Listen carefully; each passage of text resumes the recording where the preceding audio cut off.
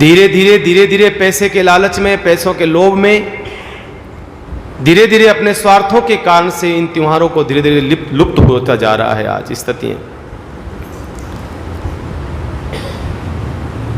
भारतीय संस्कृति में रक्षाबंधन का बड़ा एक महत्व होता है। एक भाई के कलाई पर बहन एक रक्षा सूत्र बांधती है और बहन कहती है, हे भाई, मैं अपने आपके लिए नहीं, अपने आप के लिए नहीं, बल्कि आपके लिए मैं मंगल कामना करती हूं, आपका जीवन प्रशस्त हो और आपके जीवन में कोई संकट नहीं आए, ऐसी बहन मंगल कामना करती है। इसके बदले भाई का कर्तव्य बनता है कि बहन के जीवन में आने वाली हर समस्याओं का सामना वो करे। मैं निवेदन कर देना चाहता हूं इस व्यासपीठ से, जब तक हम लोग रिश्तों से जुड़े हुए रहेंगे, हम हमारी मिट्टी से जुड़े हुए रहेंगे, ये निश्चित है कि हम हिंदुस्तान, ये भारत कभी भी कमजोर नहीं हो सकता है। जीवन में प्रकाश की ओर ले जाने वाला दीपावली का पर्व आता है, जीवन में रंग भरने के लिए होली का पर्व आता है और गुरुदेव के लिए गुरु पूर्णिमा का पर्व आता है, भाई बहन के लिए ये पर्व आता है रक्षाबंधन का। हर प्रकार से इन पर्वों का एक ही महत्व है, एक ही मान्यता है। कैसे भी करके हमारी सनातन संस्कृति बची हुई रहे, बस, और कोई दूसरा मूल कारण नहीं है। संस्कृति को बचाने का एक जरिया है, क्योंकि धीरे धीरे भावनात्मक तरीके से हम लोग ऊपर उठ गए। अब जो पहले प्रेम था, जो पहले स्नेह था, अब लगभग वो इतना नहीं रहा है। एक भाई बहन के प्रति, बहन का भाई के प्रति जो एक स्नेह लगाव था, धीरे धीरे वो प्रेम कम होने लगा है।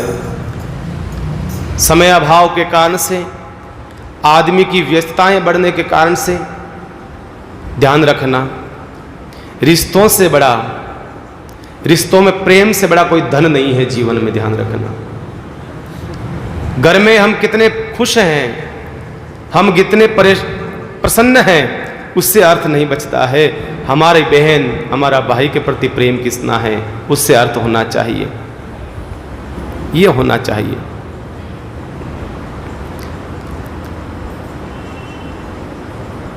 एक भाई के 5-5 बहनें होते हुए भी रक्षाबंधन पर नहीं आ सकती है, वो एक भी नहीं पहुंच पाती है। इसके पीछे क्या कारण है? समय नहीं है, बस इससे बड़ा और कोई बहाना नहीं मिलता व्यक्तियों को। समय नहीं है, समय अभाव है, काम है, वो है।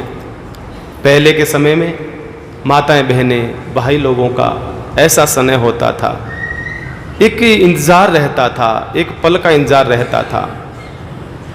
हम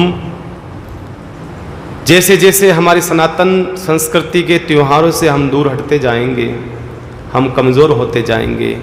ये त्योहार हमारी जड़ें हैं, और जड़ें कमज़ोर होगी तो हम सनातन धर्म कमज़ोर होगा। बंधुओं, सनातन धर्म को जोड़ने के लिए, सनातन धर्म को बांधे रखने के लिए एकमात्र त्योहार ही है जीवन में, और कुछ दूसरा साधन नहीं है। भगवान, आप सब जानते हैं कि ये रक्षाबंधन का त्योहार कहाँ से प्रारंभ होता है। आप सबको इस कथा का मालूम है। बलि के वहाँ भगवान जब पधार जाते हैं, उस समय माँ लक्ष्मी बलि के पास में आती है, रक्षा सूत्र बांधती है और कहती है, हमें हमारे भगवान लौटा दो। भाई वचन देता है, आप मांगिए, क्या चाहिए आपको। इसके बदले माँ लक्ष्मी अपने पति को, भगवान विष्णु को मांगती है। ये कथा आप सबको ज्ञात है, ये सबको ज्ञात है। बस मैं इतना कहना चाहता हूँ, अपने स्वार्थों से ऊपर उठ के जो भी त्यौहार आता है, उन त्यौहार को मनाया जाए। जो भी त्यौहार आता है अपनी स्वार्थ की भावनाओं से ऊपर उठ करके मनाना चाहिए महाराज। आजकल समय नहीं होता है तो बहन राखी को क्या करती है, कोरियर कर देती है भाई से, कहती है भाई राखी पहुंच गई, कहाँ पहुंच गई, वीडियो कॉल कर देना और बंधवा लेना और दिखा देना और ये राखी तेरे पास, ये तेरे पास। देखो डाक से राखी जा सकती है पर भावनाएं नहीं जा सकती है, बहन का प्रेम नहीं जा सकता है, बहन का दुलार नहीं जा सकता है, बहन का प्यार नहीं जा सकता है, राखी जा सकती है। क्यों ऐसा, ये क्या स्थिति पड़ गई ऐसी, किस कारण से हम लोग धीरे धीरे अपने जड़ों से हम दूर होते जा रहे हैं, इसके पीछे क्या कारण है जरा हमें समझना होगा। देखिए ये व्यस्तताएं जीवन में होनी चाहिए पर इतनी व्यस्तताएं न हो जाए कि हम अपने रिश्तों से धीरे धीरे दूर होने लगे, अपने रिश्तों से दूर होने लगे हम। इतनी व्यस्तताएं नहीं होनी चाहिए जीवन में। इंतजार रहता था पहले के समय में, रक्षाबंधन का पर्व का इंतजार रहता था।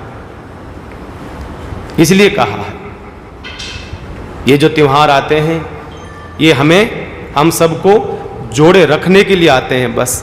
विदेशों में कोई त्योहार नहीं आता। भारत की भूमि एक ऐसी भूमि है 365 दिन त्योहार है, छोटा मोटा कुछ भी ले लो आप, 365 दिन त्योहार आते हैं। ये मात्र और मात्र भारत की भूमि है जहां पर इतने त्योहार आते हैं। त्योहारों से क्या होता है, जीवन में उत्साह बना रहता है। त्योहारों से ही जीवन में उमंग है, रंग है, प्रकाश है, ज्योति है। त्योहारों से ही जीवन में सब कुछ है? अगर दीपावली नहीं आवे तो घर के जाले साफ नहीं वे लोगों से महाराज, है ना। तो बेचारी दीपावली आवे जन जान घर का लोगों का जाला साफ हुए हैं। त्योहार आते ही व्यक्ति के अंदर एक उत्साह आ जाता है, उमंग आ जाता है। पहले के समय में, आज के समय में पढ़े लिखे लोग इन चीजों को थोड़ा सा कम पसंद करते हैं। दीपावली आती है तो कहते फटाका मत छोड़ो, कान के नुकसान हो जाता है, पर्दे फट जाते हैं, या ध्वनि प्रदूषण होता है, या वायु प्रदूषण होता है, ये सब कहा जाता है। होली आती है तो पानी डुलता है, पानी की बर्बादी होती है, ये होता है, वो होता है। बताइए आप। गणेश चतुर्थी आती है तो मूर्ति मत बनाओ, ये होता है, ये होता है। क्या करें, किसको कहें, क्या कहें। लेकिन बंधुओं, जब बकरा ईद आती है तो कोई नहीं बोलता है कि बकरा ईद आई है, बकरे मत काटो, पानी डुलता है, खून डुलता है, नालियां लाल होती है, खून बहता है, कोई नहीं कहता है। हमारे हिंदू लोग अपने लोग ही कहते हैं कि पटाखे नहीं छोड़ना चाहिए। क्यों नहीं छोड़ना चाहिए, क्या दिक्कत है। एक दिन में तुम कौन से गाड़ियों का धुआं निकल रहा है, 364 दिन गाड़ियों का जो धुआं निकल रहा है वो कितना खतरनाक हो रहा है। अगर पटाखे का एक दिन का धुआं अगर निकल भी जाएगा तो क्या हो जाएगा भाई। मैं तो कहता हूं खूब मनाओ, मैं तो जहां जाता हूं कहता हूं खूब फोड़ो पटाखे, खूब पानी ढोलो। एक दिन के लिए अगर ढोलना है तो क्या दिक्कत है, कम से कम त्योहारों से जुड़े हुए रहोगे तो अच्छा रहेगा भाई, संस्कृति बची रहेगी। इसलिए उत्साह से मनाओ, उल्लास के साथ मनाओ, उमंग के साथ मनाओ। हमारे जो तीर्थ है यही हमारी संपत्ति है, यही हमारी संपदा है, यही हमारी धरोहर है। बस तीर्थ, ये जो पर्व है बस यही हमारे लिए सब कुछ है। पर्वों, भाई बहन का प्रेम जब छोटे होते हैं, बचपन में जब छोटे होते हैं ना, तब कितना प्रेम दुलार वात्सल्य भाव रहता है। बड़े होने के बाद धीरे धीरे समय की व्यस्तताएं बढ़ती जाती हैं, समय का अभाव हो जाता है, मिलना जुलना प्रेम भाव। फिर घर पे भाई की बहू अगर ढंग से नहीं आती है तो ये और समस्या, ननंद भाभी के बढ़ती नहीं है, ये और समस्या। इसलिए मेरा निवेदन यही है कि जीवन में ऐसे त्योहारों को बड़ी उत्साह के साथ मनाना चाहिए। एक भाई बहन, छोटे छोटे भाई बहन थे, माता पिता बचपन में चले गए थे, शांत हो गए थे।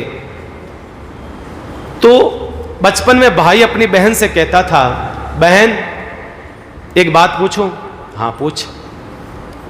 जब तू बड़ी हो जाएगी और तेरा विवाह हो जाएगा, भगवान करे तेरा विवाह कोई ऊंचे घराने में हो, भगवान करे तेरा विवाह कोई बड़े घराने में हो, ताकि तू सुखी रह सके, तू प्रसन्न रह सके, तू आनंद से रह सके। कहा अच्छा धन्यवाद भैया। कहा वो तो ठीक है, लेकिन हम गरीब घर में पले बड़े हैं, अभी स्थिति बहुत गरीब है हमारी, और तू बड़े घराने में शादी होकर के चली जाएगी तो कहीं मेरे को तो भूल तो नहीं जाएगी? ऐसा तो नहीं है कि तू मुझे भूल जाए बहुत बड़े घराने में जाने के बाद में? बहन ने कहा अरे भैया तू कैसी बात कर रहा है, पागल हो गया है? मेरी जान चली जाए लेकिन तुझे एक पल नहीं भूलूंगी, तुझे हर पल याद रखूंगी, चिंता न कर। और योग संयोग की बात है, बहन का विवाह बहुत अच्छे घर में हो गया, बहुत अच्छे घराने में हो गया, पैसे वाला परिवार था, एकदम महारानी की तरह उसका जीवन हो गया। विवाह हो गया, साल हो गया, 2 साल हो गया, बहन गई तो गई, ऐसी गई कि फाची मुंडो ही नहीं करियो महाराज, फाचो आने को काम ही नहीं है। और जिन टाइम ब्याह नहीं हुई बिन टाइम कितो लाड कोड भाव प्रेम। भाई विचार करियो मन रे मायने, देखो देखो देखो बेन ने इतो कहो, बेन घरे जान भूलजे मती, लेकिन बेन तो फिर भी भूल गई। बड़ा आश्चर्य हुआ भाई को। भाई ने कहा चलो कोई बात नहीं, बेन तो बड़े घराने में चली गई, पैसे वाले के घर में चली गई, मुझे भूल गई, लेकिन मैं तो भाई हूं ना, मैंने बहन को खर्चा करा, मैंने बहन को ये शादी करा, विवाह करा, कैसे कैसे मैंने अपने जीवन को जिया और बहन का विवाह करा है, मेरा कर्तव्य बनता है बहन का ख्याल रखना। भाई ने विचार करा मैं बहन से मिलने के लिए तो जाऊं, बहन किस हालात में है, कोई तकलीफ में तो नहीं है, कोई परेशानी में तो नहीं है। अब वो भाई बहन से मिलने के लिए चला, परीक्षा लेने के लिए कि बहन का प्रेम वैसा है कि नहीं है। देखो तो सही, वचन वादा कॉल प्रोमिस सब किए थे, वो वचन वैसा निभाती कि नहीं निभाती है। वो क्या करा, भाई एकदम पुराने कपड़े पहन करके गया, एकदम भिखारी का रूप बना करके गया, ऐसा गया बिल्कुल फटे पुराने कपड़े पहने, चप्पलें टूटी हुई चप्पलें पहनी, ऐसा बन करके गया कि देखो बहन का प्रेम कैसा है। और जैसे घर के आगे गया, बहन ने ऊपर झरोके से देखा, ओ हो भाई आया। बहन को लगा कि ओ ऐसी शक्ल का भाई और इस प्रकार से मेरे घर में आएगा तो लोग कहेंगे तू इस घर की बहू है, बेटी है। नहीं नहीं नहीं नहीं, ये तो अच्छी बात नहीं है। तो उसने क्या करा, अपना जो नौकर था उसको बोला, देख भाई ये सामने जो आदमी खड़ा है ना, उसको क्या चाहिए वहीं से देख करके लौटा दो, जो चाहिए उसको सामान उसको निकालो, ये कोई गरीब कोई होगा कोई दे दो उसको, अंदर मत आने देना। वो आदमी गया, नौकर गया, दरवाजे के पास जाकर के बोला, हाँ भैया क्या चाहिए आपको? क्या चाहिए? कह रहे मुझे मेरी बहन से मिलना है। अरे कहाँ बहन तेरी, तेरी शक्ल देख और उसकी शक्ल देख, चल चल चल, कोई सामान चाहिए, खाने पीने की सामग्री चाहिए, कोई कपड़े चाहिए तो बोल। अरे कहा नहीं मुझे मेरी बहन से मिलना है।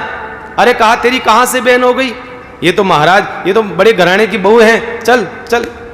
धक्का दे करके निकाल दिया। भाई ने कहा ठीक है बहन, तेरी अमीरी तुझे मुबारक हो, कोई बात नहीं, अच्छी बात है। भाई आ गया। भाई ने कहा मैंने यही सोचा था और वही हुआ। फिर वापस साल भर बाद भाई वापस बहन के मिलने के लिए गया। अब की बार भाई ने क्या करा, भाई अब के टनाटन होके गया, एकदम बढ़िया पूट रो, बढ़िया कोट पहरियो, अच्छो बढ़िया कोट पैर, बढ़िया पेन लगायो सोना को, बढ़िया अंगूठियाँ पहरी, 5-10 आंगले में 10-5 अंगुलियाँ में अंगूठियाँ पहरी, बढ़िया जूता पहरिया, टाई पहरी, एकदम यान चश्मा वश्मा पैर परो ने एकदम यान अप टू डेट हून गयो भाई आज।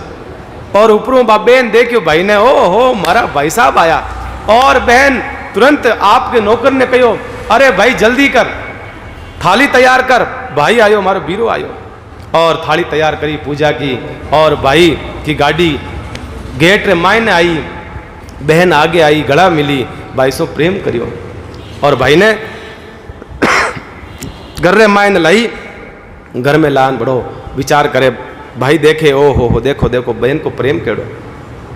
बहन कहने लगी भाई तुझे मेरी याद नहीं आई, इतने साल हो गए तुझे मेरी याद भी नहीं आई। भाई कहने लगा याद तो बहुत आई थी पर धक्के देकर के निकाल दिया, क्या करें, याद तो आई थी। मन में विचार कर रहा है, भाई बोल नहीं रहा है। और बहन ने भाई के लिए 56 प्रकार के भोग बनाए। भाई इतने दिन से आया है तो ये बनाओ वो बनाओ, सब मिठाइयाँ बनाई, सब्जी बनाई, सब चीज़ें बनाई, भाई के सामने परोसा। भाई से कहा भाई भोजन कर। अब भाई उस भोजन को देख रहा है, भोजन कर नहीं रहा है, भोजन को देख रहा है। बहन ने कहा अरे देख क्या रहा, भोजन कर। भाई ने कहा ठीक है। अब भाई क्या करा, पेन को निकाला और पेन को बोला ले पेन दाढ़ खा। अंगूठी को निकाला, ले अंगूठी तू रसगुल्लो खा, भी अंगूठी निकाले तू गुलाब जामुन खा। अब वो ऐसे खिला रहा है, वो उन चीज़ों को खिला रहा है। बहन ने कहा अरे बीरा तू गेल होगो, यहाँ कहीं करे, ऐसे क्या कर रहा है? कहा नहीं नहीं बहन मैं सही कर रहा हूँ। कहा क्यों? कहा बहन तूने किसके लिए बनाया? कहा थारे वास्ते बनायो। कहा नहीं नहीं बहन मेरे लिए बनाती तो मैं पहले भी आया था, तेरे पास में मिलने के लिए आया था। अगर तुम मेरे लिए बनाती तो उस समय बना देती, तूने मेरे लिए नहीं बनाया, मेरे इस बार के स्वरूप को देख करके, इन चीजों को देख करके बनाया है, तू इनको खिला। और वो भाई चला जाता है वहां से, बाहर के इन चीजों को देख करके तूने मेरा स्वागत करा है, सम्मान करा है, इसलिए ये चीजें तू उसको ही खिला। बताइए, ये तो एक कहानी है, इस मात्र कहानी का यह टेंशन नहीं था भाव मेरा, पर बता रहा हूं कि आजकल की जो भावनाएं हैं, आजकल का जो प्रेम है, भावनात्मक प्रेम नहीं रहा है।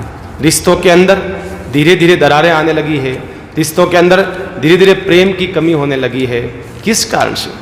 गहरा चिंतन करना होगा, इसको बैठ करके सोचने का विषय है बंधुओं, बड़ा सोचने का विषय है। मैं तो यही निवेदन करता हूं, इस रक्षाबंधन पर आपके भाई, माताओं बहनों के भाई बहन सबके प्रति मंगल कामना करता हूं। आप सबका प्रेम बढ़ता रहे, एक दूसरे का स्नेह और प्यार बढ़ता रहे, आप सबके प्रति घनिष्ठता बढ़ती रहे, यही मेरा आशीर्वाद है। आओ आज राखी है तो एक बढ़िया गीत आप सबने सुनावा। आओ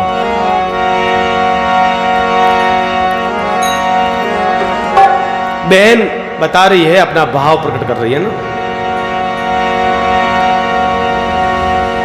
बिरोसा रखड़ी पूनम शुभ आएगी आएगी आएगी, बिराओ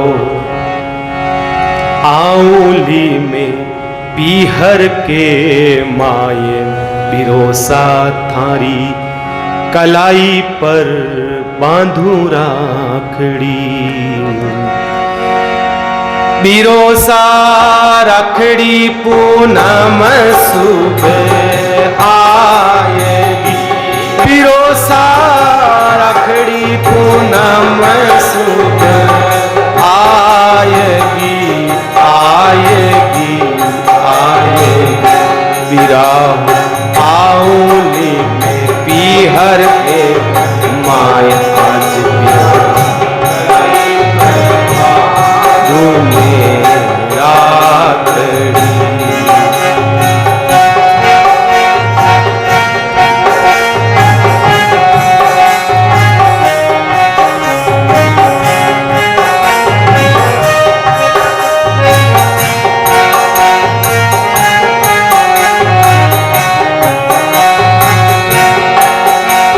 बिरोसा बाल पनेरी आ गई यादड़ी, बिरोसा बाल पनेरी आ गई यादड़ी यादड़ी यादड़ी, बिरोसा लड़ता ने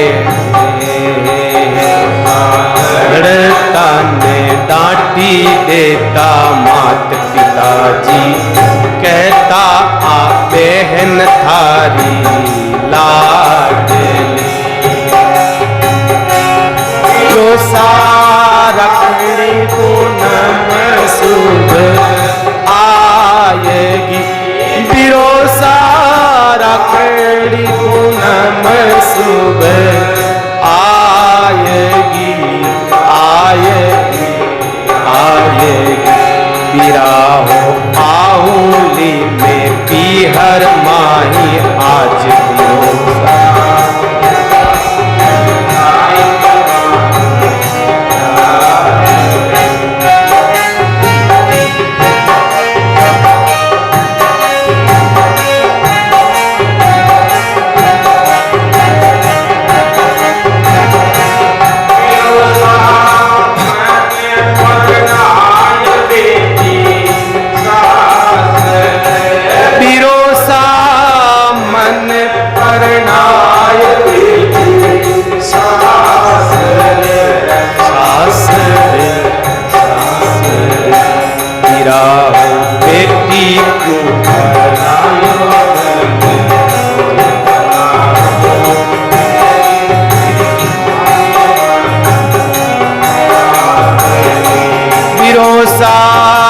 रखड़ी पूनम शुभ आएगी, बिरोसा रखड़ी पूनम शुभ आएगी, आएगी, आएगी।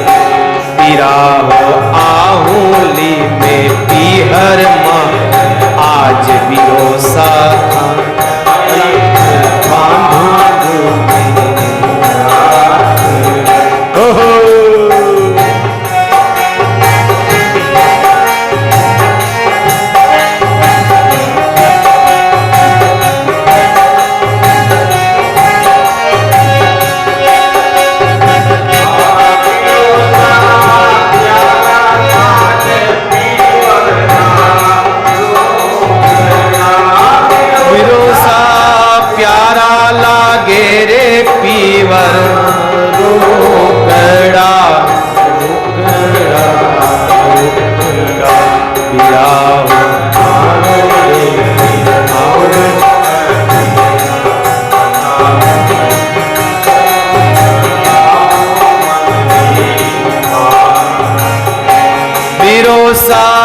रखड़ी पूनम शुभ आएगी, रखड़ी पूनम शुभ आएगी, आएगी, आएगी। बिराहो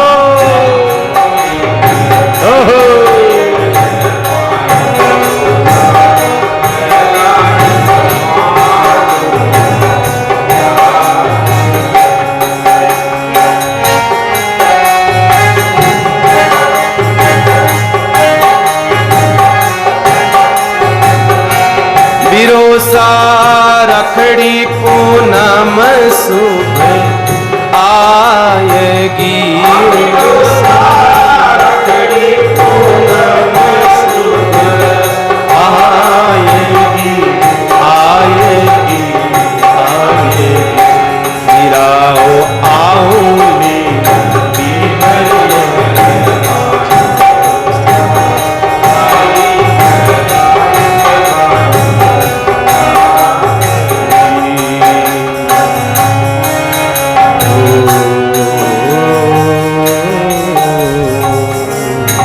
एक बेन को भाव देखो, एक मन रो भाव उत्साह देखो, बड़ा प्यारा शब्द लिखा है। बिरोसा रखड़ी पूनम शुभ आएगी, आएगी, आएगी।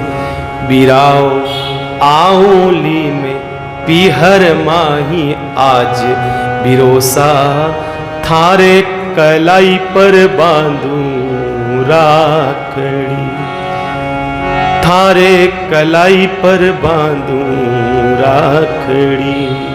देखिए घर में अगर बेटी है तो घर के अंदर नित नया रोज त्योहार है, बराबर। घर में अगर बेटी ने जन्म ले लिया है तो ये निश्चित मानिए आप हर रोज त्योहार है। क्यों? क्योंकि त्योहार मनाने का उत्साह उल्लास बेटी में होता है, बेटों में नहीं होता है, बेटी में होता है। बिरोसा बालपणा में, बिरोसा बालपणारी आ गई, यादड़ी यादड़ी यादड़ी। बिरोसा लड़ता ने डांटी देता मात पिताजी, कहता आ बेनड़ थारी लाडल्या।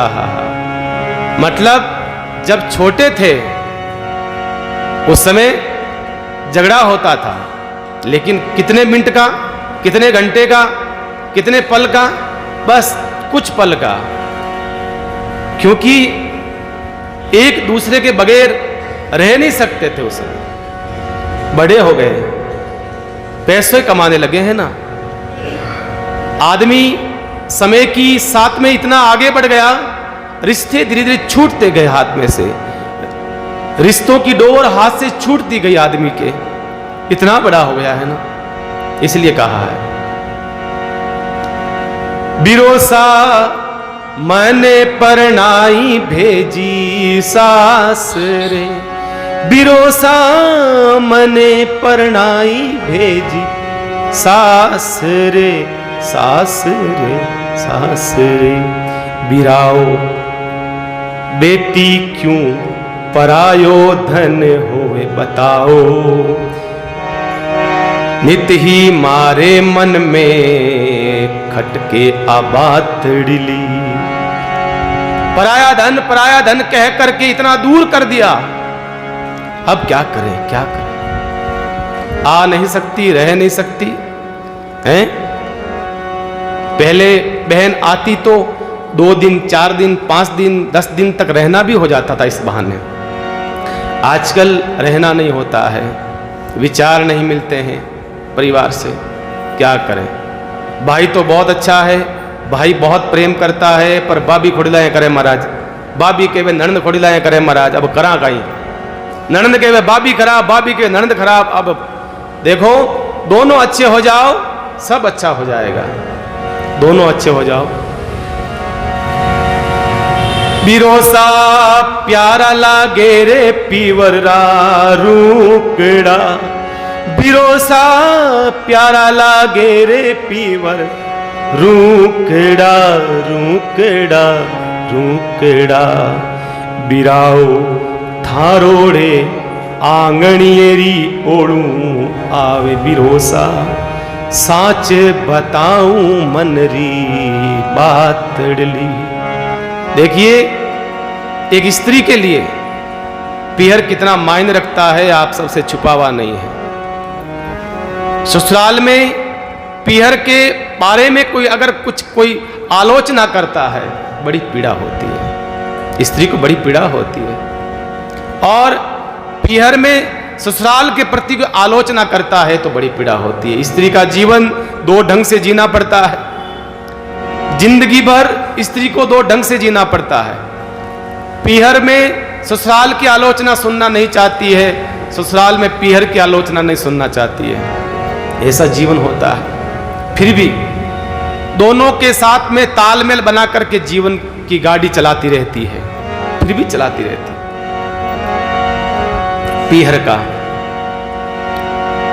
पीहर का रूकड़ा भी चोखा लागे महाराज हैं।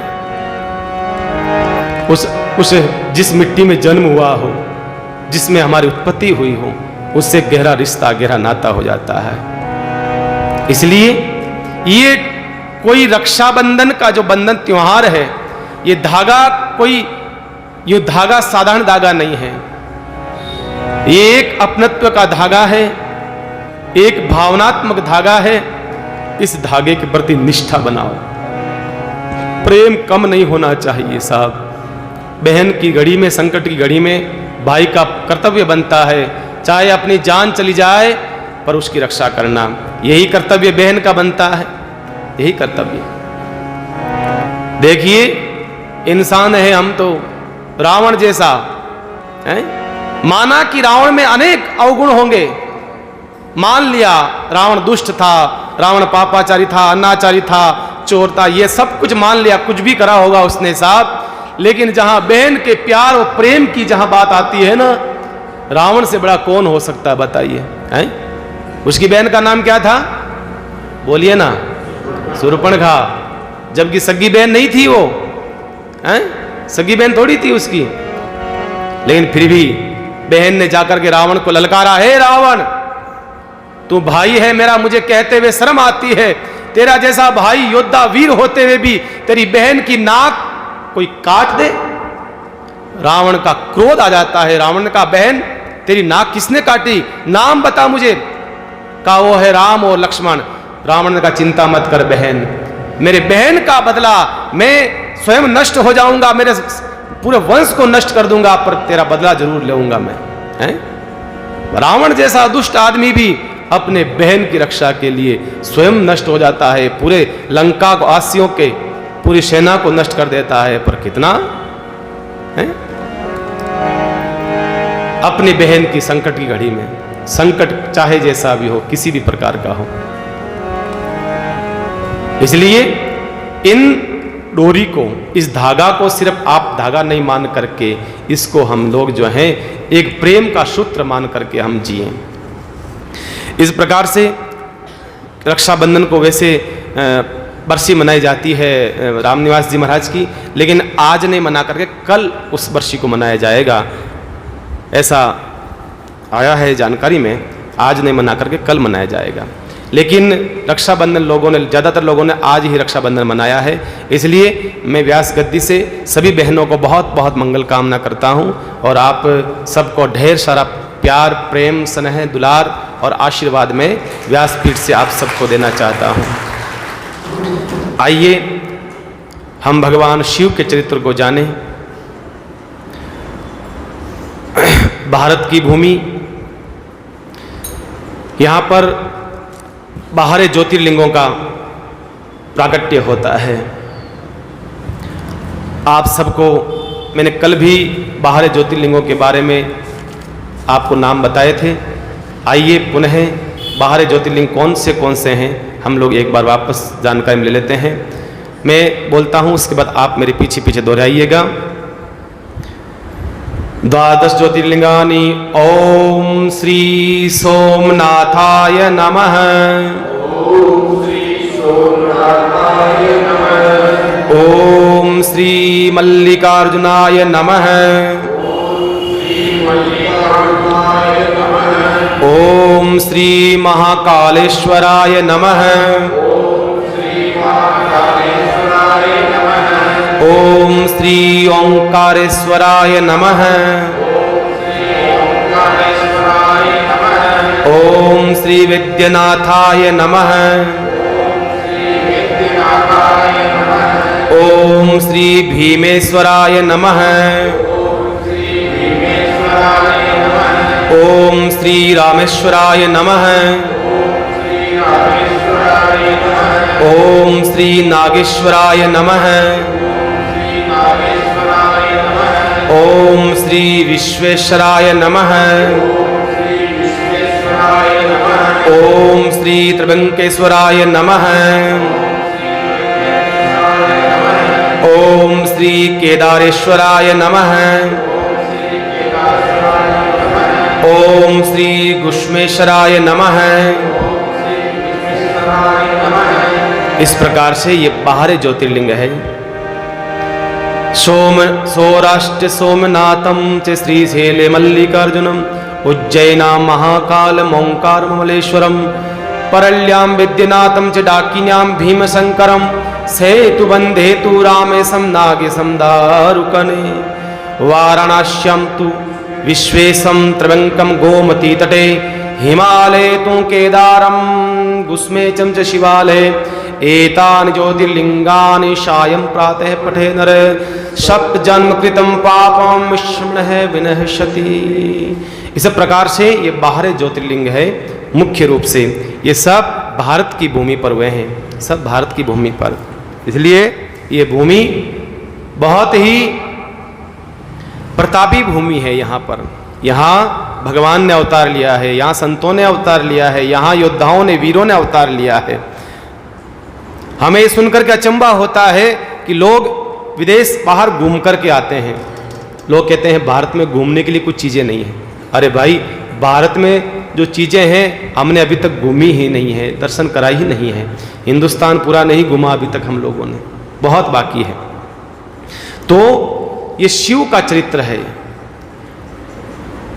रज मात्र भी कोई शिव की शरण में आ जाता है, रज मात्र भी, थोड़ा सा भी कोई शिव की शरण में आ जाता है, शिव महापुराण कहती है, जो दान ना कर सके अपने जीवन काल में, दान ना कर सके, जिसके पास में क्षमता न हो दान करने की, जो सेवा न कर सके, अपने शरीर के माध्यम से सेवा नहीं कर सकता हो, जो साधना नहीं कर सकता हो, जो भजन नहीं कर सकता हो, जो सुमरण नहीं कर सकता हो, लेकिन फिर भी अगर रज मात्र भी कोई शिव की शरण में आ जाता है, थोड़ा सा भी शिव की शरण में आ जाता है, तो उसे यमराज का द्वार नहीं देखना पड़ता है, यमराज का द्वार नहीं देखना पड़ता है। शिव कहते हैं मैं स्वयं उसको अपने साथ अपने नंदी पर बिठा करके मैं उसको मेरे लोक कैलाश में लेकर के आता हूं, मैं स्वयं लेकर के आता हूं, मैं शिवलोक में लेकर के आता हूं।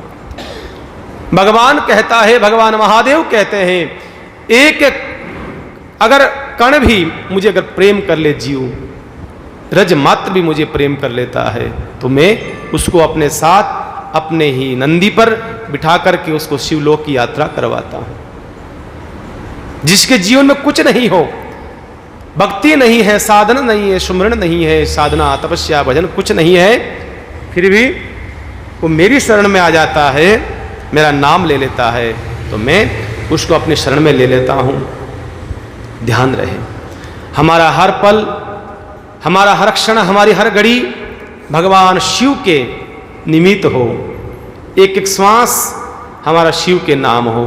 शिव निरंतर जो कथा गाते रहते हैं, जिनका जीवन कथा ही है, लगे कहन हरि कथा रसाला, जो भगवान शिव निरंतर कथा सुनाते रहते हैं, कथा गाते रहते हैं, ऐसे भगवान शिव जिनको विष्णु से अत्यधिक प्रेम है, जिनका जीवन ही कथा है, कथा ही जिनका जीवन है, ऐसा कहा है। शिव भगवान विष्णु को प्रिय लगते हैं और विष्णु भगवान शिव को प्रिय लगते हैं। क्यों? क्या करते हैं? एक दूसरे की कथा सुनाते रहते हैं। अगर कहीं शिव पुराण कथा हो रही है तो वहां पर भगवान विष्णु आकर कथा सुनते हैं, उसके जजमान भगवान विष्णु होते हैं। अगर कहीं भागवत कथा हो रही है, उसके जजमान स्वयं भगवान महादेव होते हैं। ऐसा नहीं कि कोई कथा सुने तो सुनाए, ऐसा नहीं। भगवान महादेव कैलाश के ऊपर बैठ करके कोई कथा सुने या न सुने, पर भगवान महादेव का कार्य कथा गाना है। किस लिए करते हैं वो कथा? स्वांत है सुखाय, अपने सुख के लिए, अपने को अच्छा लगता है, इसलिए वो कथा गाते रहते हैं। एक साधारण वक्ता होता है, कोई साधारण वक्ता होता है, कोई कथा सुनाता है आपको और आपको कथा अच्छी लगती है। कई लोग कहते हैं महाराज हम उनकी कथा सुनते हैं, उनकी कथा सुनते रहते हैं, बार बार सुनते रहते हैं, हमें उनकी कथा अच्छी लगती है। वो तो अपने मुख से गा रहा है, वो एक वक्ता है, लेकिन साक्षात जब कथा के वक्ता, सबसे बड़े वक्ता भगवान महादेव कथा गाते हैं, तो विचार करो मेरे बंधुओं, कैसी कथा गाते होंगे वो, किस प्रकार का भाव, किस प्रकार का कथा के अंदर रस आता होगा, ये तो जो सुनता है उसको ही पता हो सकता है, बाकी कौन जान सकता है। देवता लोग भी कथा सुनने के लिए कैलाश पर्वत पर चलते आते रहते हैं। समय समय पर देवता लोग भगवान शिव के मुख से कथा सुनने आते हैं, जो कथा बार बार निरंतर सुनते रहते हैं। रामचरित जो सुनत अगाही, रस विशेष जाना तिन नाही। एक बार कथा सुनी, दो बार सुनी, कथा सुन करके बस कह दिया, बस महाराज बहुत है, अब कथा सुन ली। इसका मतलब रस विशेष जाना तिन नाही, इसका मतलब आपने रस को समझा ही नहीं है, आपने कथा को समझा ही नहीं है, कथा के रस को जाना ही नहीं है। इसका मतलब कथा तो एक ऐसी चीज है, सुनते सुनते और प्यास बढ़ती जाए, निरंतर उत्तरोत्तर प्यास बढ़ती जाए। कथा की प्यास बढ़ती है, संसार के बातों की जो प्यास होती है वो घटती रहती है, बढ़ती रहती है। बताइए आप,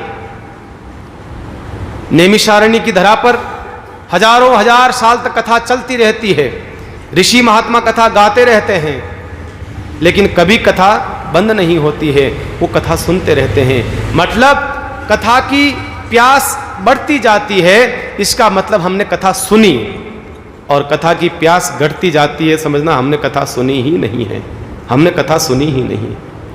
क्योंकि संसार की वस्तुओं से धीरे धीरे आदमी की प्यास कम होती रहती है।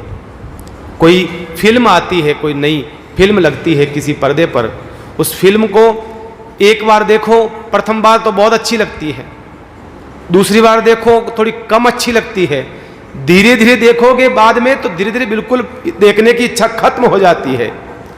लेकिन श्रोता कहता है, भगवान का भक्त कहता है, कथा सुनते सुनते सुनते सुनते ये प्यास और बढ़े और बढ़े और बढ़े। राजा पृथु ने 10,000 कानों से कथा सुनते थे, दो कानों से भरता नहीं था, मन नहीं भरता था, 10,000 कान, इतने कान हो गए महाराज। जीवन में कथा की प्यास बढ़े, ये भावना आवे और भगवान शिव के चरित्र के प्रति हमारी भावना बढ़े, ये हमारी प्यास हो। तो कल हमने 5 ज्योतिर्लिंगों की कथा सुनी थी हम लोगों ने। आज 6वां ज्योतिर्लिंग की कथा सुनते हैं। 6वां ज्योतिर्लिंग कौन सा है? भीमाशंकर ज्योतिर्लिंग है, जिसका नाम है भीमाशंकर। ये भीमाशंकर कौन था? ये कुंभकर्ण का बेटा भीम था, जिसको हम भीमाशंकर कहते हैं। इसकी कथा यहाँ शिव पुराण में आती है। उसकी माँ थी टकटकी नाम की, उसकी माँ थी। भीमासुर के दर्शन देने के लिए भगवान प्रकट होते हैं यहाँ पर, उसको सुधारने के लिए। शंकर तो इतने भोले हैं, इतने भोले हैं कि राक्षसों के नाम पर ही अपना नाम रख लेते हैं। भगवान शिव के जितने नाम पढ़ते हैं ना, भगवान शिव के वो नाम उनके आधार पर ही पढ़ते हैं। जैसा कार्य करा भगवान ने वैसा उनका नाम। अब यहाँ भीम राक्षस का नाम है और भीमाशंकर भगवान ने अपना ज्योतिर्लिंग का नाम दे दिया। ये महाराष्ट्र में पड़ता है भीमाशंकर। एक रथाचल नाम का पर्वत है, उस पर्वत पर ये स्थित है। त्रेता युग में एक त्रिपुरासुर नाम का एक राक्षस था। उसने आराधना करी भगवान शिव की और भगवान शिव की आराधना करके भगवान शिव को प्रकट करा। प्रकट करके भगवान शिव ने कहा, मांगो क्या चाहिए तुझे त्रिपुरासुर? तब कहा भगवान, मुझे कुछ नहीं चाहिए, मुझे तो बस आप त्रिलोकी का राज्य प्रदान कर दीजिए और कुछ नहीं। स्वर्गलोक, मृत्युलोक और पाताल लोक, इन तीनों का राज्य मुझे प्रदान कर दीजिए और मुझे कुछ नहीं चाहिए। भगवान शिव ने कहा ठीक है। भगवान शिव के सामने जो मांगता है भगवान तो उसको दे ही देते हैं। भगवान ने कहा जाओ तथास्तु। पर कहते हैं उसने इतना आतंक मचाया, इतना आतंक मचाया, ऐसा पाप करा उसने कि सब के सब लोग परेशान हो गए। देवता लोग परेशान हो गए। सबने भगवान शिव से आकर के उससे प्रार्थना करी। भगवान शिव से कहा, हे महादेव, आपने इस दुष्ट को ऐसा राज्य प्रदान कर दिया, अब ये सबको परेशान कर रहा है, आप कृपा करिए। भगवान शिव ने आकर के उस दैत्य को मारा, त्रिपुरासुर नाम को। कार्तिक की पूर्णिमा थी, जिसे हम देव दिवाली कहते हैं। उस दिन उसका उद्धार करते हैं। उस दैत्य को मार करके भगवान शंकर कैलाश जा रहे थे दैत्य को मारने तत्पश्चात। और पास में बीच में वो पर्वत पड़ता है, कौन सा? रथाचल, शाद्री पर्वत कहते हैं, जिसका नाम एक शाद्री पर्वत भी है। वहां पर आकर के वो रुके, सोचा थोड़ा विश्राम करें, कुछ समय के लिए ठहरे, यहाँ विश्राम करते हैं। तो भगवान शंकर जो है वहाँ विश्राम के लिए रुक जाते हैं। भगवान श्रम करके आए थे, थक गए थे, तो कुछ पसीना भगवान का आ रहा था शरीर पर, उसमें से कुछ बूंदें धरती पर गिरती हैं। तो वहाँ से एक भीमा नाम की नदी प्रवाहित होती है। एक नदी भी है वहाँ पर भीमा नाम की, वो प्रवाहित होती है। और त्रिपुरासुर तो मारा गया, पर उसकी 2 पत्नियाएं थी, जिसका नाम था डाकिनी और शाकिनी। हम डाक्या नाम भीमशंकरम कहते हैं ना, डाक्या नाम भीमशंकरम जब गाते हैं तब 12 ज्योतिर्लिंग में, तो हम ये डाकिनी और शाकिनी, इनकी 2 पत्नियाएं थी। भगवान शिव की शरण में आई, भगवान महादेव से कहा, प्रभु आपने तो हमारे पति को मार दिया, अब हमारा क्या होगा? हमारा भी कुछ करिए, हमारा क्या होगा? अब हम कहाँ जाएगी? भगवान शिव ने कहा कोई बात नहीं, अब आ ही गई हो तो एक काम करो, तुम इसी ही जंगल में रहो। आज से ये जंगल मैंने तुम्हारे को सौंपा है, आज से तुम इसी में निवास करो। तब से उस पूरे जंगल का नाम डाकिनी शाकिनी वन पड़ जाता है, उस पूरे जंगल का। और लिंग की सबसे पहली पूजा वही करती है। आज भी सबसे पहली पूजा लिंग की डाकिनी और शाकिनी करती है, बाद में बाकी लोग करते हैं। इसलिए इसका नाम डाकिनाम भीमशंकरम पड़ता है। कथा इसकी ऐसी आती है कि पर्वत पर एक भीम नाम का असुर रहता था, जिसका नाम था भीम, जो मैंने बताया था। एक बार उसने अपनी माँ से पूछा, माँ मेरे पिताजी कौन है, मेरे पिता के बारे में परिचय कराइए, क्योंकि उसने अपने पिता को कभी देखा नहीं था। जन्म होते ही उसकी माँ वहाँ आ जाती है पर्वत पर, इसलिए पिता का दर्शन नहीं करा उसने कभी। कौन है, मुझे अपने पिता से मिलना है, मुझे अपने पिता से मिलाइए। माँ ने कहा तो अपने पिता से नहीं मिल सकता है। कहा क्यों? कहा तुम्हारे पिता जो है वो रावण के भाई हैं, और रावण बड़ा दुष्ट है, और युद्ध के अंदर देवताओं ने मिलकर के तुम्हारे पिता को मार दिया, तुम्हारे पिता मारे गए। माँ ने कहा तो उसने, भीम ने कहा, भीमासुर ने कहा माँ मेरे पिता का बदला मैं लेना चाहता हूँ, पुनः मैं अपने पिता के जिसने मारा है देवताओं ने उनका बदला मैं लेना चाहता हूँ। माँ ने कहा बेटा बदला ऐसे ले नहीं सकता। क्यों? क्योंकि देवता तो अजर और अमर है, तू तो मरने वाला है, तुझे लोग मार देंगे। वो देवताओं को तो कुछ बिगड़ेगा नहीं, उन्होंने अमृत पी रखा है, तो क्या करूं? कहा जाओ पहले वरदान मांगो, ब्रह्मा जी को प्रसन्न करो, अमरता का वरदान मांगो जा करके। ठीक है। अब वो भीमासुर जो दैत्य है वो गया, साधना करी उसने, एक पैर पर खड़ा होकर के, एक हाथ ऊंचा करके 1000 साल तक उसने ऐसी साधना करी, ऐसी साधना करी कि उसके साधना के प्रभाव से चारों ओर अग्नि प्रकट हो जाती है, चारों ओर। ऐसा तप, भयंकर तप हुआ कि अग्नि के प्रभाव से सब देवता जलने लगे। सब देवता ब्रह्मा जी के पास आए, ब्रह्मा जी से कहा महाराज जल्दी से जाइए, पधारिए, उस दुष्ट को कुछ देना चाहते हैं देना पड़ेगा, नहीं तो ये जलाकर राख कर देगा। ब्रह्मा जी आए, ब्रह्मा जी ने कहा मांग क्या चाहिए? कहा महाराज मैं अमर हो जाऊं, मुझे अमरता का वरदान दीजिए। ब्रह्मा जी ने कहा देख भाई, अमर तो मैं खुद ही नहीं हूं, मेरे पास में अमरता का वरदान नहीं है, और कुछ मांग लो। तो कहा कि मुझे अतुलता का वरदान दे दीजिए। अतुलता का मतलब जिसके बराबर, जिसके तोल का कोई न हो वो अतुल है, मेरे बराबर कोई योद्धा न हो। कहा जाओ तथास्तु, दिया। और वो जैसे ही वरदान प्राप्त कर लेता है, चारों ओर ताकत तो मिल ही गई, बल ही उसको मिल ही गया। अब सबको परेशान करने लगा, जो आता है सामने उसको मारता है, परेशान करता है। देवताओं का जो राज्य था स्वर्ग उसको छीन लिया, गंधर्वों का राज्य छीन लिया, सबका राज्य उसने छीन लिया। पाप करने लगा, अत्याचार बढ़ गया, त्राही माम करने लगे लोग। एक कामरू देश था, उस पर उसने आक्रमण करा। वहाँ का राजा था और रानी थी, वो भगवान शिव के बड़े उपासक थे। भगवान शिव के प्रति उनकी बड़ी निष्ठा थी, भगवान शिव के प्रति बड़ा प्रेम था उनका, शिव की आराधना करते थे वो लोग। उनको पकड़ करके राजा को राज्य छीन करके उनको जेल में डाल दिया। राजा रानी को उसने जेल में डाल दिया। जेल में डाल दिया, भूखे प्यासे राजा रानी भगवान शिव को याद करने लगे, भगवान शिव को पुकारने लगे। रानी ने कह दिया, अपने पति से कह दिया, जब तक मुझे भगवान शिव जेल से बाहर नहीं निकाल दे तब तक मैं अन्न जल नहीं लेऊंगी। संकल्प ले लिया उस रानी ने, मैं अन्न जल नहीं लेऊंगी। ऐसा वो भजन करने लगे, भगवान शिव को पुकारने लगे जेल में बैठे बैठे। जैसे नरसिंह मेहता ने भगवान को जेल में पुकारा है, ऐसे ही भगवान शिव को पुकारने लगे। ओम नमः शिवाय, ओम नमः शिवाय, हर हर भोले नमः शिवाय, नमः शिवाय। गाइए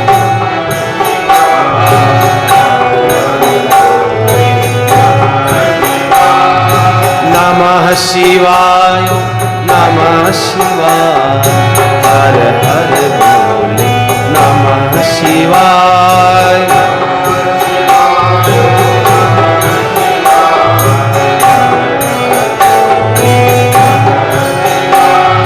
नमः शिवाय, नमः शिवाय, हर हर भोले नमः शिवाय। गाइए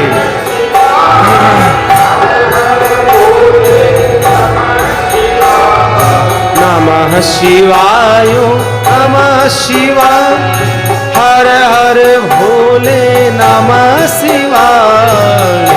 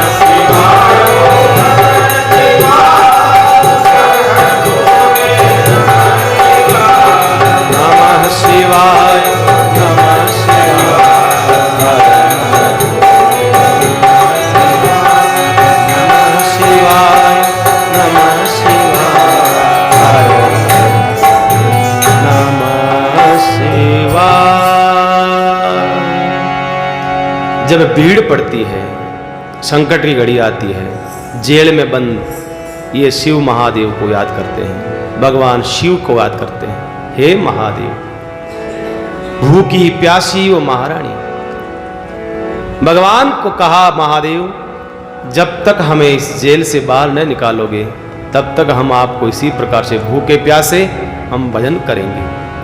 देखिए, भगवान भी नहीं चाहता है मेरे भक्त को परेशानी हो या तकलीफ हो। नरसिंह मेहता, हम कथा सुनते हैं नरसिंह मेहता की, जेल में नरसिंह मेहता जेल में भगवान को याद करते हैं और भगवान आकर के उनको क्या करते हैं, माला पहनाते हैं। भगवान स्वयं आकर के भगवान के प्रति पुकार आपकी कैसी है, इस बात पर वजन बढ़ता है। भगवान को बुलाने का मन में भाव, आर्त भाव है तो भगवान आते हैं। कौन कहता है भगवान आते नहीं है? आते हैं। बुलाने वाला चाहिए, कोई बुलाने वाला चाहिए, नरसिंह जी की तरह बुलाने वाला। नरसिंह ने, नानी बाई ने जब बार बार कहा कब आएगा आपका ठाकुर, कब आएगा, तब नरसिंह ने कहा आसी आसी आसी बाई घड़े भरोसे आसी, हे आसी आसी आसी बाई वो तो घड़े भरोसे आसी, वो तो माहिरो मोलासी। आसी आसी बाई घड़े भरोसे आसी, वो तो माहिरो मोलासी। आई, जरूर आएगा। देखो, बड़ी बात है, साथ में कुछ नहीं लेकर के गए थे मायरे का सामान। जैसे कि आगे से ऑर्डर दे रखा है, मान लो किसी ने, भाई सामान का कहते हैं ना, यहां सामान मत लाना, ये सामान सीधा वहीं पहुंचा देना। एक ऑर्डर देते हैं हम लोग, यहां घर पर लाओगे फिर हम वहां ले जाएंगे, इससे अच्छा सीधा वो सामान जो है ना वहीं छुड़वा दो। हम ऐसा करते हैं। कब करते हैं? भरोसा होता है कि हमने कह दिया है वो सामान लेकर के आएंगे, भेज देगा सामान। अब नरसिंह जी के कोई सामान नहीं, कोई मोलाया नहीं, कोई बातचीत नहीं, फिर भी महाराज उन तो सूरदासों को लेकर पहुंच गए। सामान पता है, भगवान को पत्र भेज दिया और भगवान आएगा, लेकर के आएगा। देखिए, भक्ति विश्वास पर टिकी हुई है बस, और कुछ नहीं। विश्वास पर, विश्वासो फलदायक है, विश्वास ही फल देने वाला है।